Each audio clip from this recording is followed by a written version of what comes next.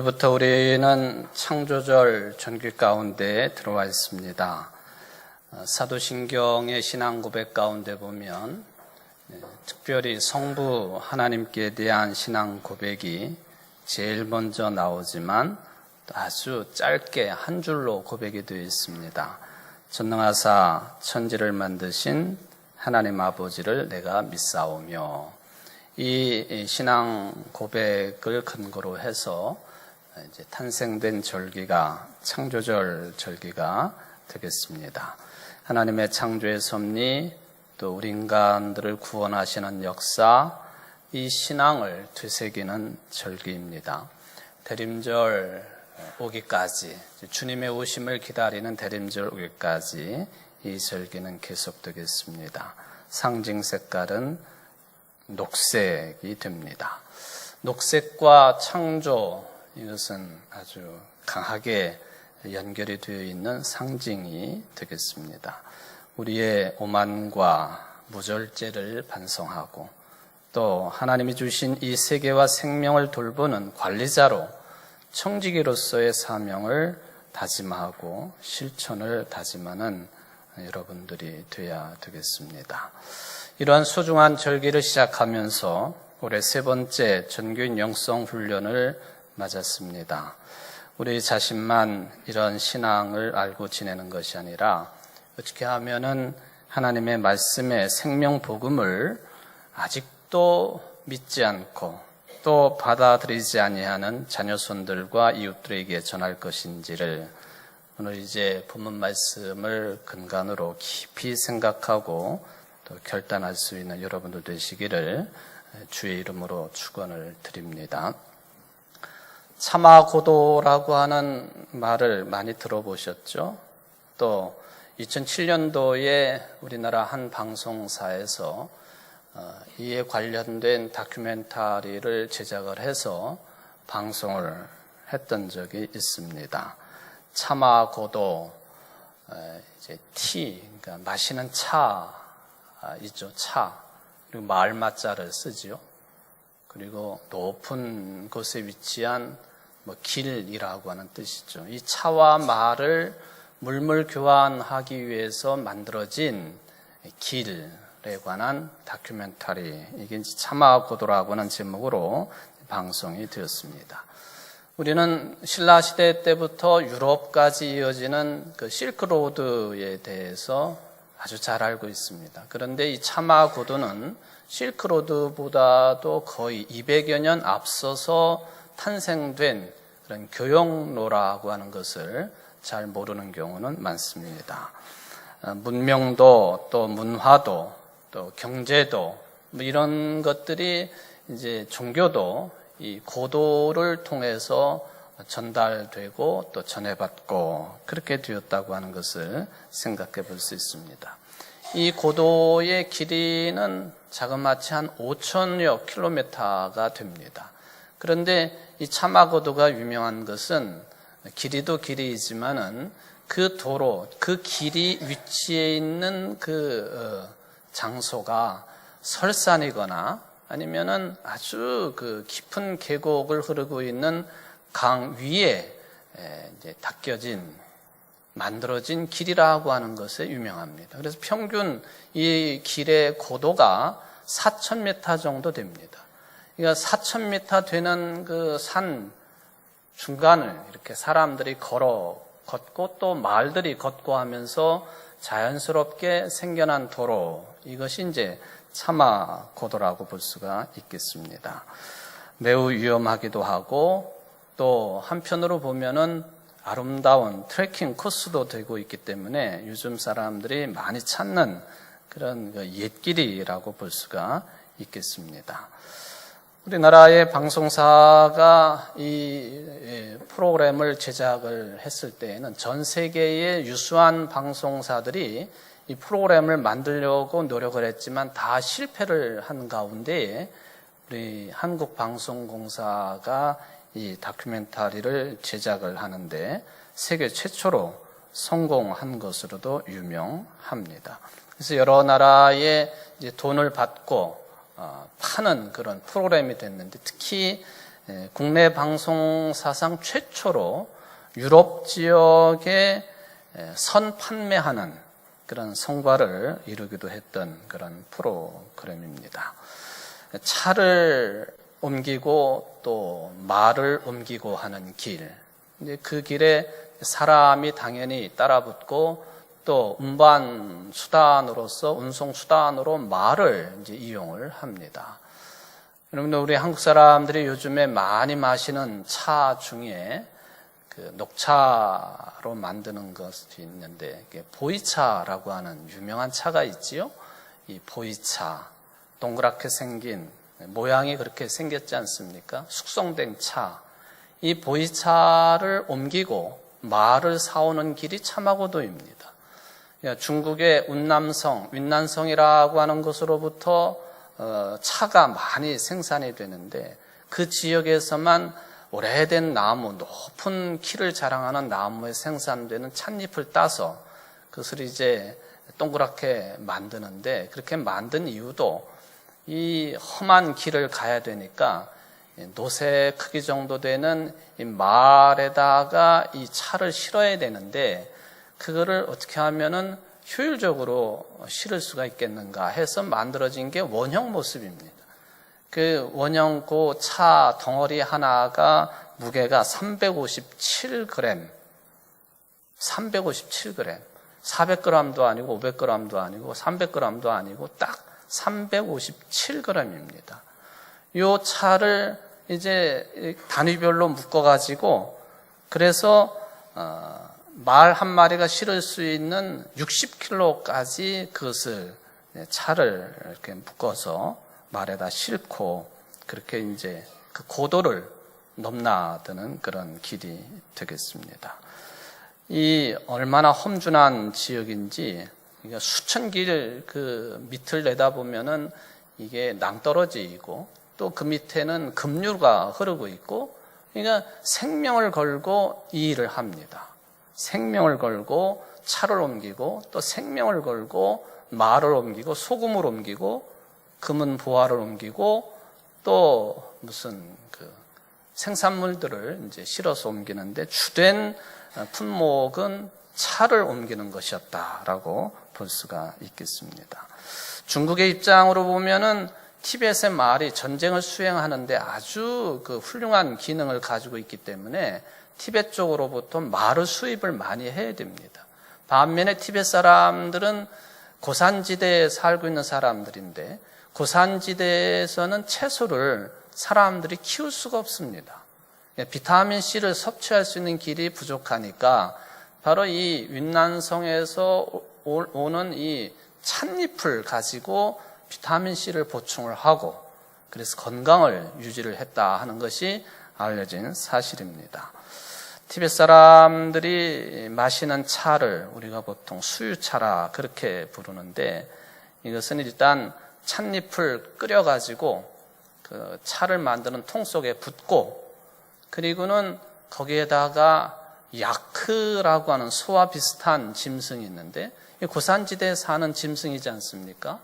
털이 그냥 부성부성하게 나 있는 그 야크의 우유를 가지고 만든 버터를 집어넣고 또 소금을 약간 집어넣고 그것을 오랫동안 젓든지 아니면은 길다란 통에다가 집어넣고 그것을 위해서 펌프질을 하든지 해가지고는 그 차를 만들어냅니다. 그게 수유차예요. 저는 뭐 그것을 마셔보지 않아서 어떤 맛인지는 잘 모르겠습니다만은 화면으로 많이 본 적은 있습니다. 이 수유차를 티벳 사람들은 수시로 마십니다. 하루에도.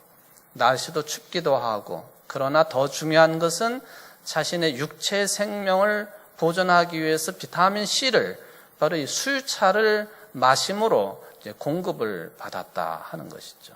비타민C가 없어서 이제 많은 질병이 이제 전염병처럼 돌기도 하고 하는 것을 방지하는 데에 이 차마고도가 큰 역할을 했다라고 하는 이야기입니다. 티벳의 라마 성들, 불교의 승려들이죠. 이분들이 아침마다 수행하는 것처럼 만들어서 마시는 게 바로 수유차입니다. 그 수유차 마시는 모습을 보면은 굉장히 경건해요.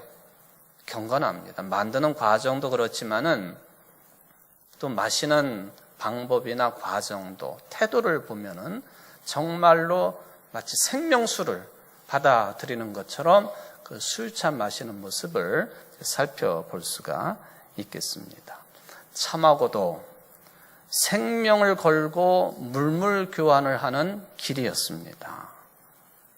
물물 교환을 통해서 비타민C가 부족한 사람들은 차를 통하여 육체의 생명을 구하고 또 말을 수입을 해서 민족 공동체의 안위를 도모를 했던 인류 최초의 교역로, 이게 바로 참하고도입니다. 생명을 걸고 생명을 얻으려고 사람들이 만들어낸 길, 그게 참하고도입니다. 며칠 전에 원로 가수 한 분이 타계를 했습니다. 누군지 아시죠? 그분이 부른 대표적인 노래 제목이 하숙생이라고 하는 노래가 있습니다. 가사를 이미 여러분들이 머릿속으로 되뇌이리라고 생각을 합니다만은 첫 구절이 인생은 나그네 길, 그렇게 인생은 나그네 길. 제 목소리가 저음이 아니라서 못 불러보겠네요. 인생은 나그네 길. 그러고는 뒤에 가보면은 뭐라고 또 이야기하느냐 하면 인생은 벌거숭이라, 그렇게 노래를 합니다. 인생은 나그네 길이고 인생은 벌거숭이라. 저는 이 가사를 들으면서 이것이 그냥 일반 대중가요로도 불리어지기도 하지만 목사의 입장에서 보면은 성경의 배경을 둔 가사일 수도 있고 또 불교의 가르침의 배경을 둔 그런 가사일 수도 있다 하는 생각을 합니다. 왜냐하면 인생은 나그네 길이라고 하는 것은 성경이 줄기차게 우리에게 말씀하고 있는 내용입니다. 이 땅에서 영원토록 살 수 없으니 이 땅에서 나그네처럼 사는 것이 인생길이라. 또 불교에서는 공수래 공수거라. 빈손으로 왔다가 빈손으로 가는 것이 인생길이라. 인생은 벌거숭이라고 하는 이제 그런 가사라서 그런 생각을 해보게 됩니다. 성경에는 길에 대한 말씀이 참 많이 나옵니다. 대표적인 말씀이 복음서인 요한복음 14장 1절 이하에 예수님께서 하신 말씀으로 나와 있습니다. 예수님께서 제자들에게 하신 말씀이죠. 너희는 마음에 근심하지 말라. 하나님을 믿고 또 나를 믿어라. 내 아버지의 집에는 있을 곳이 많다. 그렇지 않다면 내가 너희가 있을 곳을 마련하러 간다고 너희에게 말하겠느냐? 나는 너희가 있을 곳을 마련하러 간다. 내가 가서 너희의 있을 곳을 마련하면 다시 와서 너희를 나에게로 데려다가 내가 있는 곳에 너희도 함께 있게 하겠다. 너희는 내가 어디로 가는지 그 길을 알고 있다. 길에 대한 말씀이죠. 그랬더니 의심 많은 도마가 너희는 내가 어디로 가는지 그 길을 알고 있다 하는 이 끝의 말씀을 듣고는 질문을 합니다. 주님, 우리는 주님께서 어디로 가시는지도 모르는데 어떻게 그 길을 알겠습니까? 예수님이 아주 유명한 말씀을 하셨습니다. 나는, 크게 해보세요. 나는 길이요, 진리요, 생명이다. 예수님의 답변입니다. 나를 거치지 않고서는 아무도 아버지께로 갈 사람이 없다. 요한복음 14장 1절로 6절 말씀입니다. 너희는 내가 어디로 가는지 그 길을 알고 있다. 우리는 모릅니다. 나는 길이요, 진리요, 생명이다. 요한복음에 보면은 표현 양식 가운데에 적어도 7번, 많으면 8번 예수님께서 나는 나다, 나는 이러한 자다 라고 하시는 말씀이 사용되고 있습니다. 헬라어로 보면은 에고 에이미, 나는 나다 라고 하는 말씀이에요. 이 말씀은 물론 예수님께서 요한복음에서 처음으로 사용하신 말씀은 아닙니다. 출애굽기 3장에 보면은 모세가 나이 80이 되어서 호렙산 근처에서 양치는 목자의 노릇을 하고 있는데 어느 날 하나님께서 그 나이 많은 노인을 부르셨습니다. 그리고는 애굽에서 고생하고 있는 이 민족을 네가 지도자가 되어서 좀 인도해내야 되겠다라는 요청을 하십니다. 이런저런 핑계를 대다가 모세가 어떤 핑계까지 됐느냐 하면은 내가 이스라엘 사람들에게 가서 나를 보낸 하나님이 어떤 분이냐고 저들이 질문을 하면 내가 무엇이라고 답변해야 되겠습니까? 하고 따졌습니다. 안 가려고 하는 핑계였습니다. 그때에 하나님께서 모세에게 주신 말씀이 에고에임이에요. 하나님께서 나는 나다 그렇게 말씀하세요. 나는 나다. 물론 히브리어 표현이겠지만은 헬라어로 표현하면 그것이 에고에미입니다. 나는 나다. 나는 스스로 있는 자니라.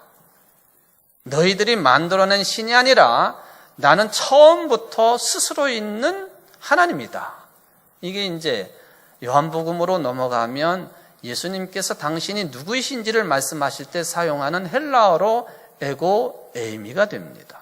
그 가운데 나는 길이다 라고 말씀하셨는데 죄송합니다. 자꾸 헬라어를 사용을 해서. 근데 이 헬라어 가운데 이 한 단어만은 여러분들이 오늘 설교 말씀을 들으면서 좀 다른 나라 말이지만은 영어도 아니지만은 유념해서 좀 기억해 두면 참 좋을 것 같습니다. 호도스라고 하는 말입니다. 길이라고 하는 헬라어죠. 호도스. 같이 해볼까요? 호도스. 후두도 아니고 호도스입니다. 호도스. 네, 호도스. 나는 길이다라고 할 때 예수님이 헬라어 기록에 따르면 에고에이미 해 호도스 그렇게 기록이 되어 있어요. 에고에이미 나는 나다. 해 호도스 길이다. 나는 길이다라는 그 표현이 되겠습니다. 바로 그 길이 나다. 나 외에는 그 어떤 길도 결코 길이 될 수 없다. 왜냐하면은 그 뒤에 나오는 표현 때문에 그래요. 예수님께서 나는 길이요, 진리요, 생명이다 했으니 예수님은 길은 길이신데 어떤 길이냐 하면은 진리고 생명의 길 되신 분이시다. 그런 뜻입니다. 그러니까 그 어떤 존재도 예수님의 그 어떤 존재도 그 길을 길로 우리가 말할 수도 없고 받아들일 수도 없게 되어 있는 신앙 가운데 여러분들은 놓여 있습니다. 제자들에게 오늘 우리들에게 당신만이 진리와 생명의 길이라고 분명하게 말씀을 하셨습니다. 곧 예수님은 여러분을 진리와 생명의 길로 인도하시는 그리스도이시다라는 말씀이에요. 이걸 확고하게 받아들이고 믿으시는 여러분들 되시기를 주의 이름으로 축원을 드립니다. 요한복음뿐만 아니라 다른 복음서인 누가복음 또 누가복음의 속편격인 사도행전에도 보면은 이 길에 대한 언급이 자주 나옵니다.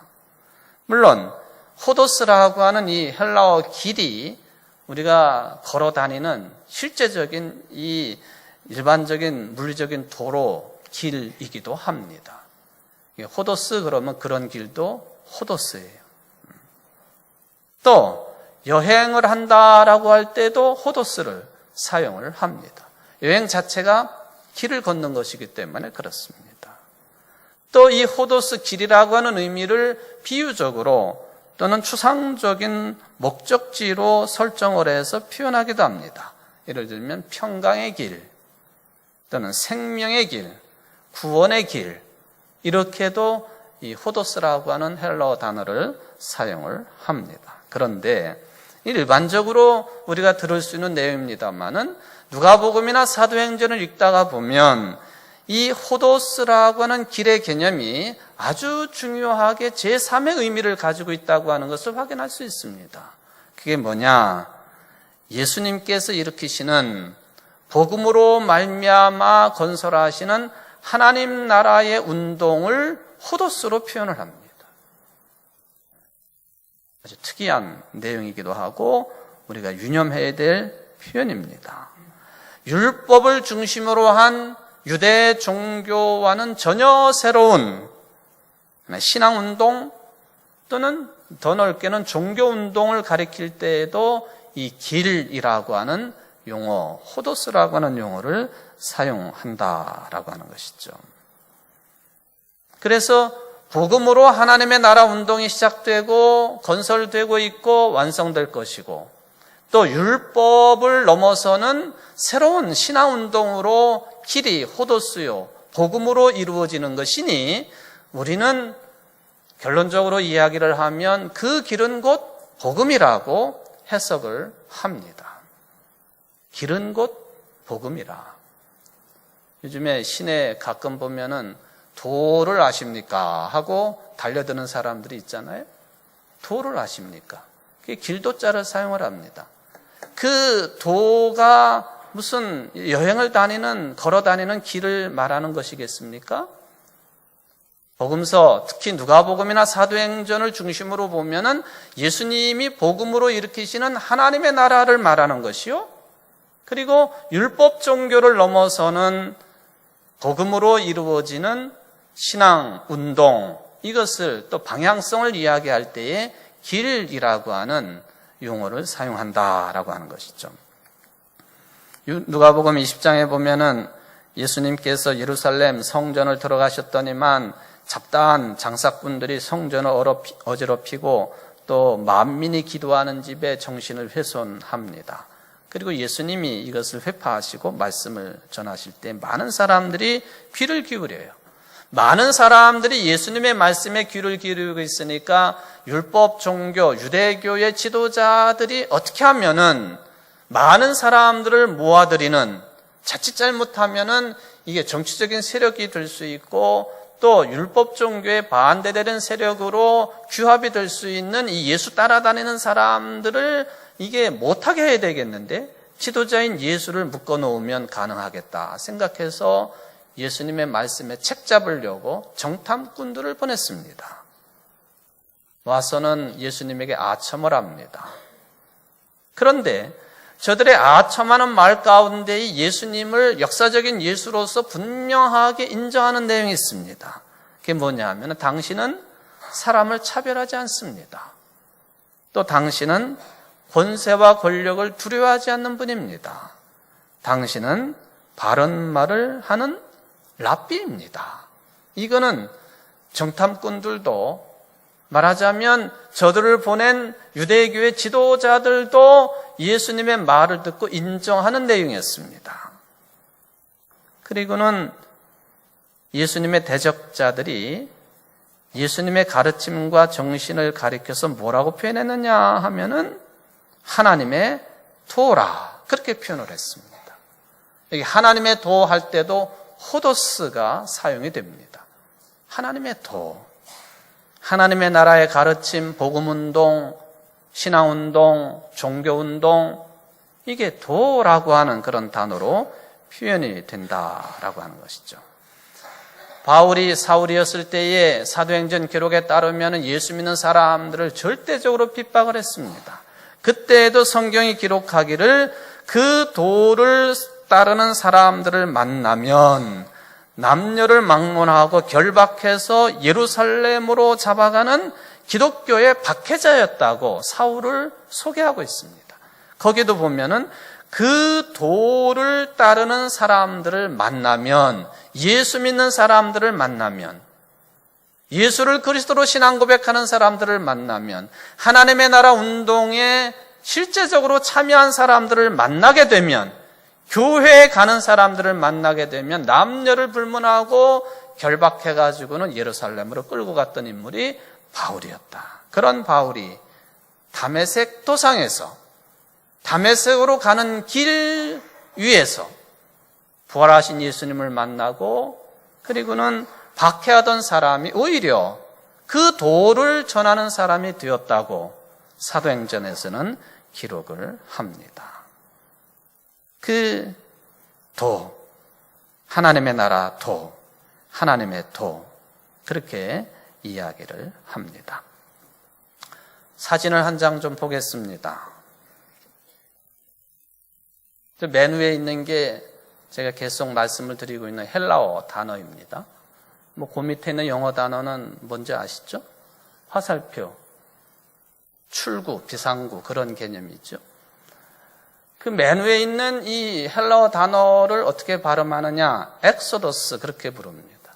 엑소더스. 엑소더스면은 창세기 다음에 책 제목이 영어로 뭐죠? 출애굽기. 출애굽기를 영어로 뭐라고 그래요? 엑소더스라고 부릅니다. 엑소더스.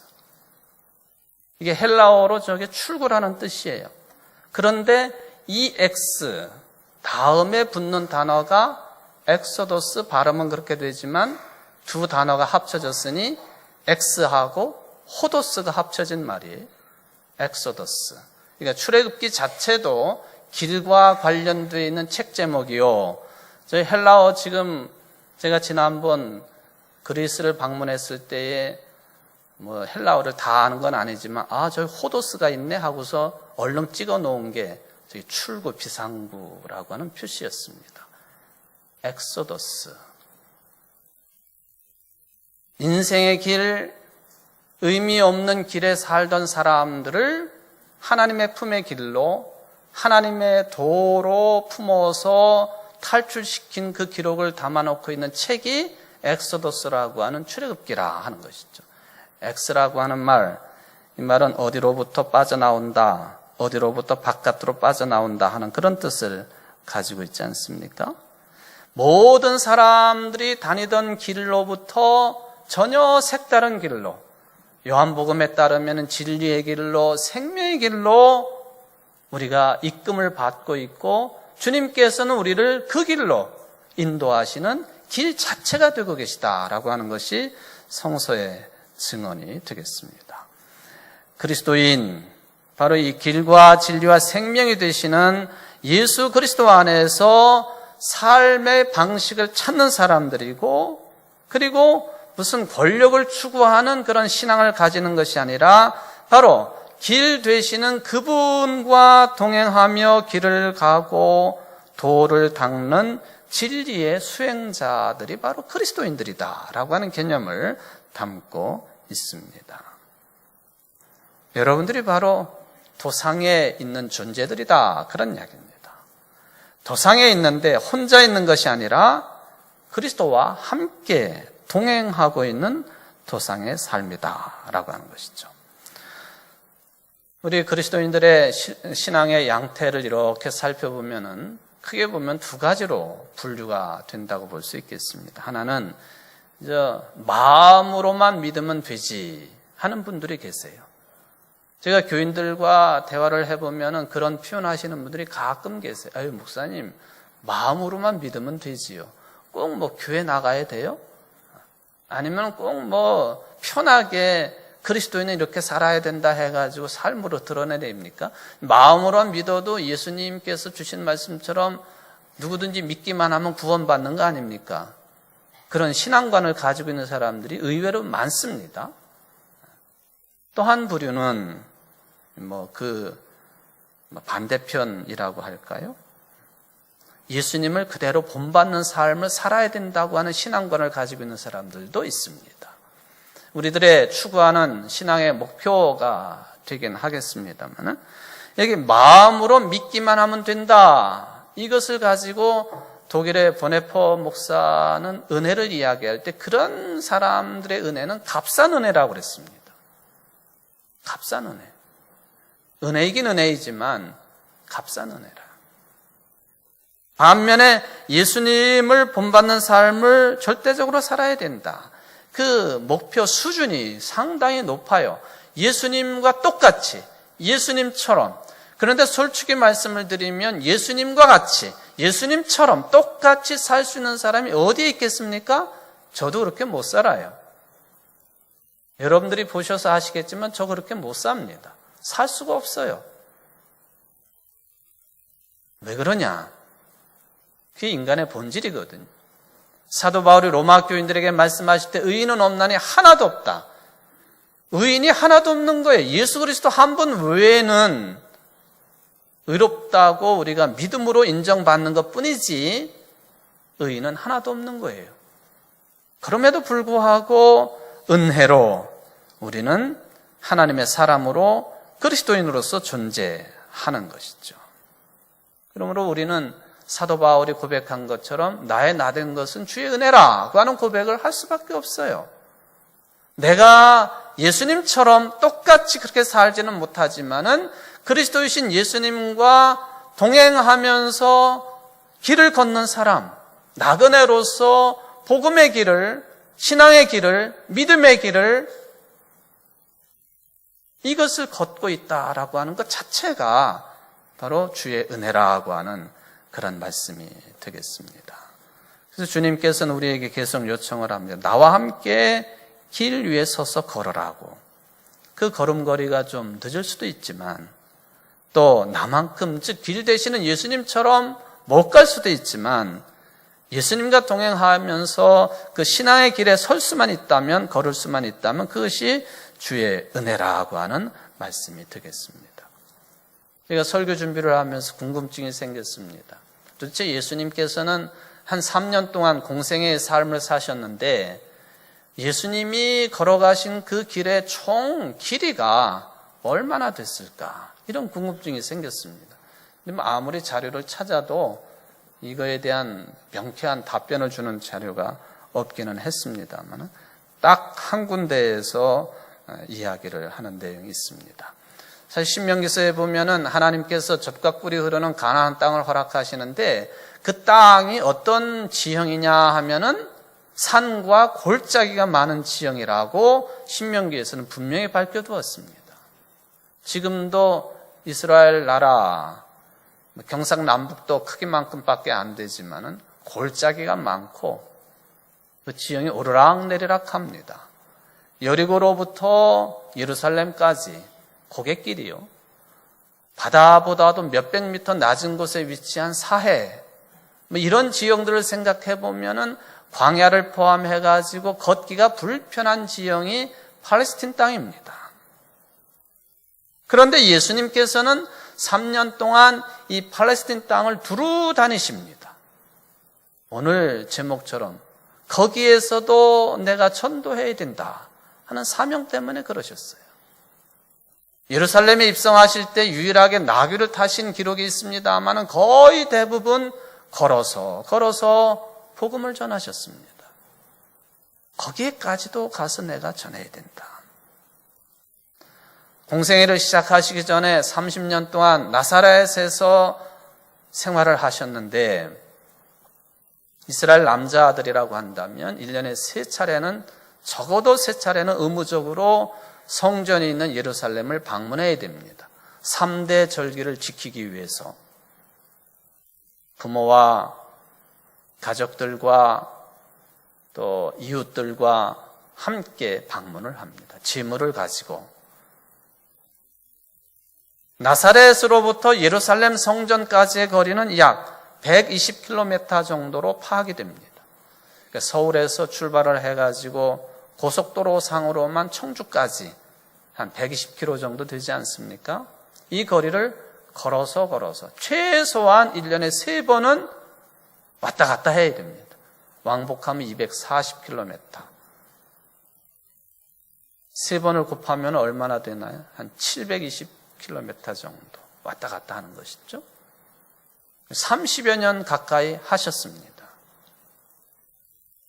이 학자가 예수님께서 공생애를 사시면서 그런 경우를 포함하고 또 복음 전도한 그 경우를 다 포함해가지고 예수님이 방문하신 곳 이것저것 상관해서 계산을 해보니까 예수님이 한 24,000km 정도는 걸으셨다. 그렇게 계산을 해놓았습니다.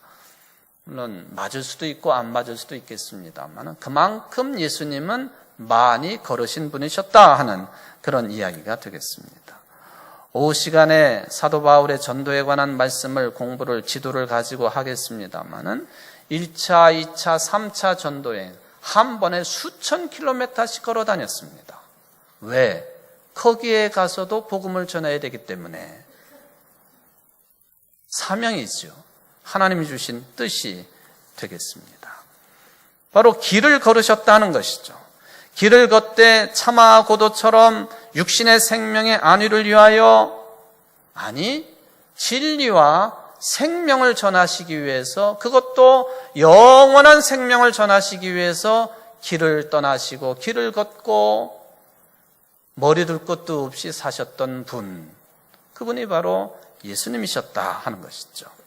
오늘 본문이 그러한 측면을 담고 있습니다. 베드로의 장모의 열병을 고쳐주셨습니다. 예수님께서 갈릴리 호수 주변에 많이 머무셨던 지역이 가버나움 지역이었는데, 가버나움 지역은 지금도 가보면 예수님 당시에 회당이 많이 허물어져 있고 거의 형체는 없지만, 그 가버나움 회당의 기초석은 예수님 당시의 기초석이 그대로 있습니다. 바로 회당을 나서면 제일 가까이에 만나게 되는 것이 베드로의 집이라고 알려져 있는 그 흔적만 남아있는, 그 위에 또 새로운 집이 지어져 있습니다만 베드로의 집이 있습니다. 장모님을 모시고 있었는데 열병에 걸린 그 베드로의 장모를 고쳐주셨습니다.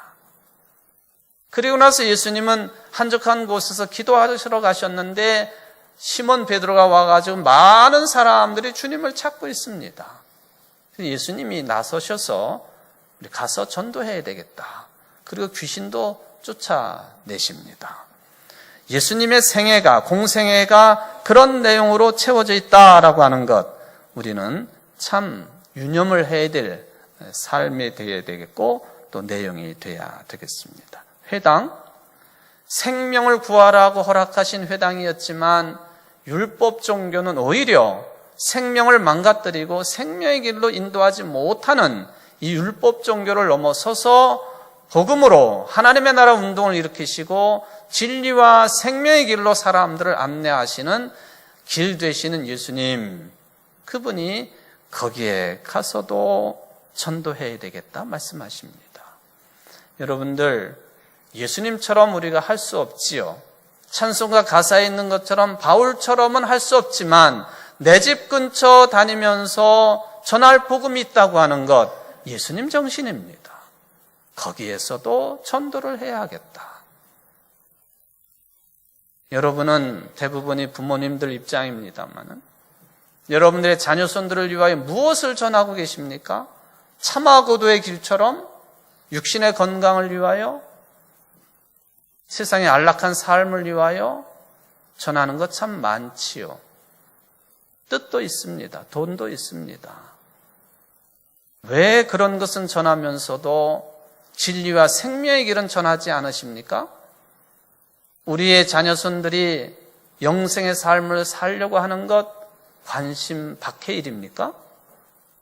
거기에서도 전도해야 되겠다. 멀리 가지 못하지만, 예수님처럼 바울처럼은 못하지만 내 집 근처, 내 집 안에 자녀손들에게, 이웃들에게 복음을 전하고 예수님만이 길이라고 하는 것을 전해야 되지 않겠습니까? 그거 하지 않으면 우린 개인적으로 그리스도인으로서의 직무유기요, 그거 하지 아니하면 교회 공동체의 직무유기입니다. 무엇이 부족해서가 아니라 우리의 사명이기 때문에. 올 한 해 동안에 거기에서도 전도해야 한다라고 하는 예수님의 말씀을 각인하시는 여러분들 되시기를 바랍니다. 여러분들 자녀손들에게, 가족에게, 이웃들에게 이 진리와 생명의 복음을 사명감을 가지고 전하기로 다짐하는 여러분들 되시기를 주의 이름으로 축원을 드립니다. 기도하십시다. 고마우신 하나님, 나에게 누가 복음을 전하는 사람이 있었기 때문에 내가 구원받은 자가 되었습니다. 구원받은 사람이 된 것으로 마음으로 믿기만 하면 되지 않겠습니까? 내가 하지 않아도 다른 사람이 전도할 수 있습니다. 만약에 내가 그런 생각을 하고 있다고 한다면, 우리 교회 아니어도 다른 교회가 열심히 하고 있습니다.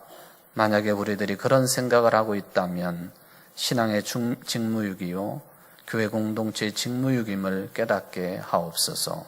우리 모두에게 예수님의 정신을 따라서 예수님과 동행하면서 전도의 길을, 하나님의 도의 길을, 구원의 길을, 생명과 진리의 길을 걸으면서 전하기에 부족함이 없는 깨닫는 이 자리에 모인 모든 성도들이 될 수 있도록 복을 내리고 주옵소서. 예수님의 이름으로 간절히 기도하옵나이다. 아멘.